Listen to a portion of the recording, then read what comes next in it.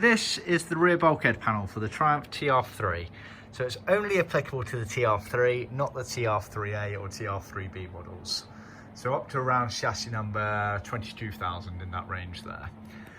It's made from millboard, cut on our in-house CNC machine, as you can see.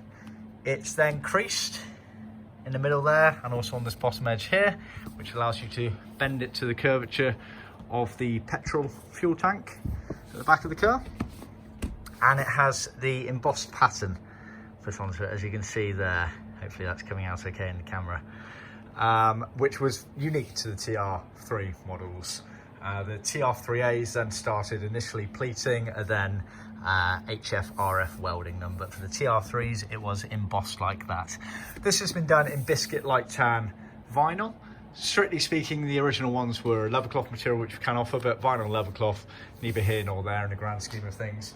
But we can also offer in leather if you prefer. See our website for details.